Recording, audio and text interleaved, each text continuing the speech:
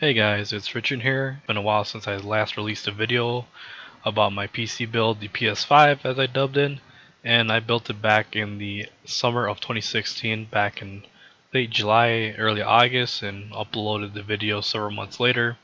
And before I start giving out my update video on my PC in the current situation, I'd like to give my quick shout outs to my friend Nam, who came over and helped build the PC and also filmed it. So thanks Nam for that. Since it's been around 5 to 6 months since the computer was built, so there's been some quick changes to it from the initial $500 budget, which we started back in late July, as I remember.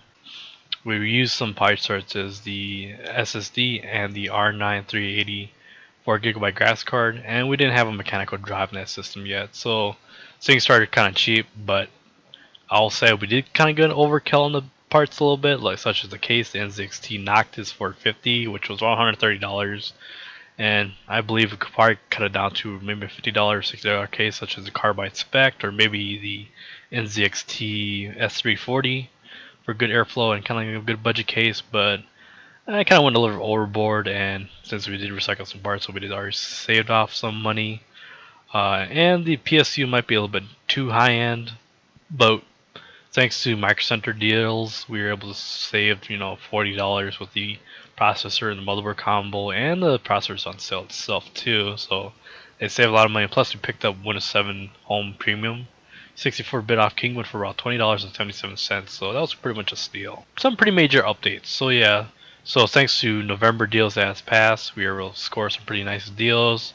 First thing I want to list up is the change of the cooler on the CPU. So the Intel stock cooler is a pretty good cooler if you're not overclocking, but since we do want to future-proof it and make a good aesthetic-looking case for aesthetic purposes, we went to ProRig H7, which was around $30 to $35 depending on what retail you got it from. And it's a pretty nice looking cooler. It's not too beefy, it doesn't block off the RAM slots, and it looks really nice too. Another thing we did was add in a mechanical hard drive, which was really essential to the build. And we picked up a Western Digital 1TB Blue Caviar from Micro Center for around $42.99 for brand new. And this was, a well needed upgrade, especially if you're going to be downloading a lot of games, installing a lot of videos or music or pictures and editing and all that stuff, etc., etc. Good addition to have. It's part of the most essential thing that a PC build should have is a hard drive. And another thing, which is the biggest upgrade announcement of this build, is the MSI GTX 1060 6GB Gaming X Edition. It might look the same as the R9 380, but it's the newer mid-range cards, and it packs a lot of punch for this price range and for this lineup. So yeah, with the build, I will say nearly as its peak potential as we were having. We went down to around $880 or $900. That's not including the monitor or the keyboard or the mouse. Say the computer is at its peak build at the moment. There might be some upgrades in the future. And the one other thing I want to update you guys is on gameplay, since most of you guys probably are more interested in that.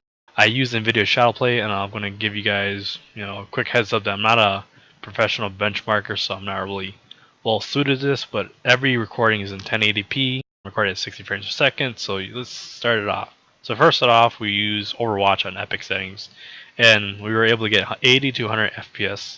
It's fluid gameplay. And the second game that we have, The Witcher 3 and Ultra presets. There's no hairworks, as we deem hairworks as not anything really to die for, anything of that. Ultra presets and high post processing, we were able to get around 70-80 frames in exploring the world, but in dense areas like cities, it'll probably drop to like maybe the below 50s or 40s at least. But overall, it ran great, and it's still really a nice looking game, even in 2017.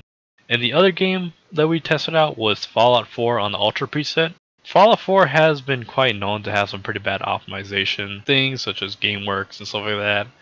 And this was a good game to test for stress.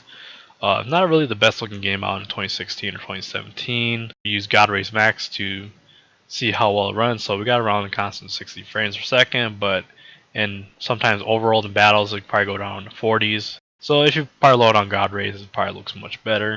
The other game that's probably not really new in 2017 is CSGO, and put it on the high max presets, so we got around like 180 FPS or 200 frames per second, so everything looks nice. So yeah, these are the short tests and updates that I wanted to share with you guys. Thanks for listening and watching, and if you have any suggestions or comments you want to see in the future from us, leave a comment or leave a message wherever you feel like, and thanks for watching.